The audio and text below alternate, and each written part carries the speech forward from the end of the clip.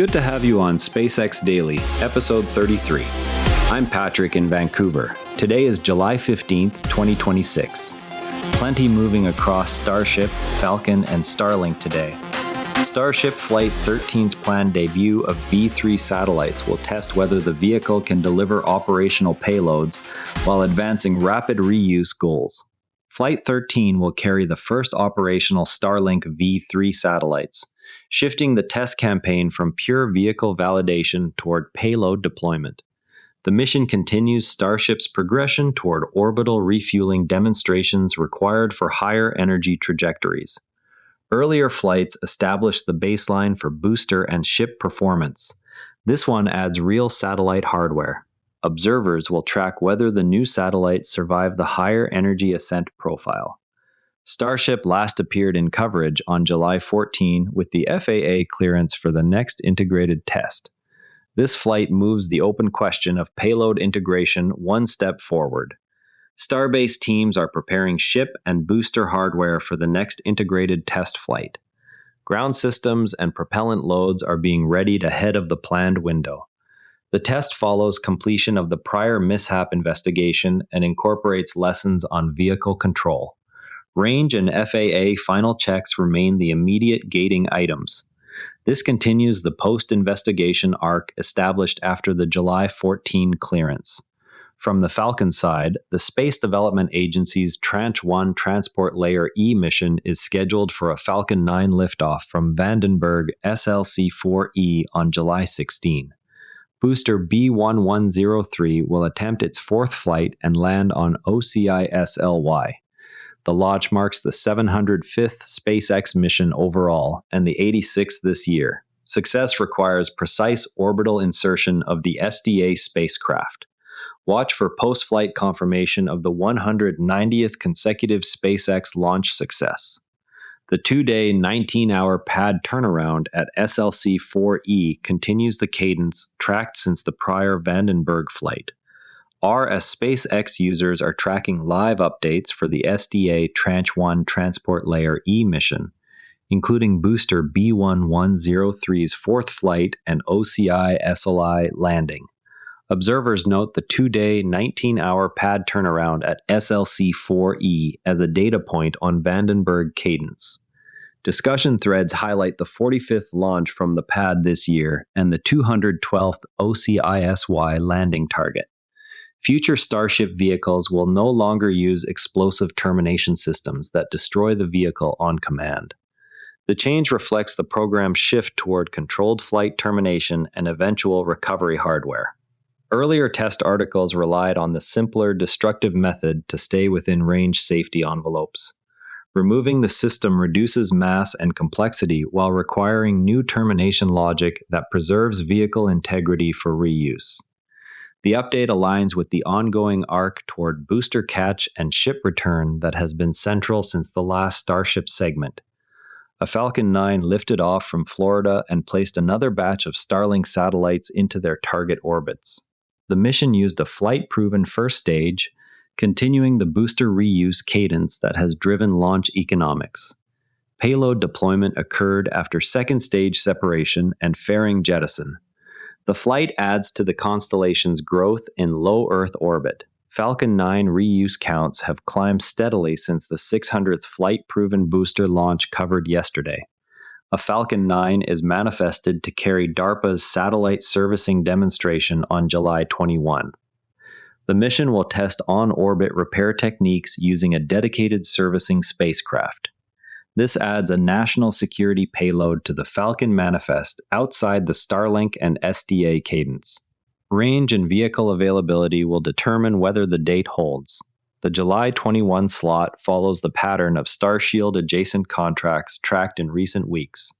Separate threads discuss the July 21 DARPA satellite repair payload and its implications for national security manifest diversity. Regulators cleared the next Starship integrated flight test, allowing the campaign to resume. The approval follows review of prior flight data and updated safety measures. Separately, Iranian statements have flagged Starlink terminals as potential targets, raising questions about constellation resilience in contested regions. The dual developments highlight Starship's test cadence alongside operational Starlink exposure. Starlink's direct-to-cell and regional coverage questions remain open from the prior episode. Jamaican and Cayman authorities issued temporary flight restrictions for the expected Starship test window. The notices cover potential overflight and debris corridors. Similar restrictions have accompanied prior integrated flights to protect civil aviation. The measures activate only if the launch proceeds on the notified day. The restrictions follow the same pattern used for the previous Starship test window. Worth keeping an eye on, XAI installed 59 natural gas turbines at the Colossus 2 site in Mississippi without required federal clean air permits, according to regulatory filings and reporting. The installation has already released thousands of tons of pollutants in an area with elevated lung disease rates. Resolution would require the company to secure permits retroactively or modify operations to meet emission limits. The episode follows earlier coverage of Colossus power plant construction timelines. On the AI front, Cursor's critical arbitrary code execution vulnerability, reported 7 months ago, remains unfixed. Researchers have now published full details that allow execution simply by opening a poisoned repository. The issue affects millions of users of the AI code editor. The flaw was first disclosed in December 2025 and has drawn renewed attention after full exploit details appeared on public forums. Claude's core designer has joined Cursor, strengthening the team behind the AI editor that distributes Grok and other models to developers. The hire adds expertise in model integration and agent tooling at a moment when Cursor is expanding its forward-deployed engineering offerings. Elon Musk acquired a $1 billion gas turbine company to supply power for xAI's Grok training clusters. The purchase provides dedicated generation capacity for the expanding Colossus 2 installation and follows the earlier installation of 59 turbines at the Mississippi site. From an engineering standpoint, Starship Flight 13 will attempt to place the first V3 Starlink satellites into orbit, moving the vehicle from pure test article to payload carrier. The satellites are heavier and more capable than prior generations, requiring the ship to deliver precise orbital insertion energy while preserving enough propellant margin for a controlled re-entry. From first principles, every kilogram of satellite mass reduces the propellant available for the return burn. The V3 design therefore trades added capability against tighter margins on the ship's Delta V budget. The test also exercises the new payload deployment hardware under flight-like vibration and thermal loads that ground tests cannot fully replicate. Success would validate that the current Starship stack can handle operational traffic without dedicated upper stage modifications. The immediate watch item is whether the satellites separate cleanly and acquire their initial attitude before the ship performs its deorbit maneuver. The decision to retire explosive flight termination systems on future Starships follows the same logic. Destructive charges add mass and introduce failure modes that become unacceptable once the vehicle must survive to landing. Removing them forces the guidance and control software to achieve termination through engine cutoff and attitude commands alone. That change lowers the vehicle's dry mass and simplifies the recovery architecture, directly improving the economics of rapid reuse. It also tightens the requirement on range safety modeling because the vehicle remains intact longer during an abort. The net effect is a higher fidelity test of the systems that will eventually support booster catch and ship return. The Falcon 9's continued use of flight-proven boosters on Starlink missions illustrates a parallel cost reduction path.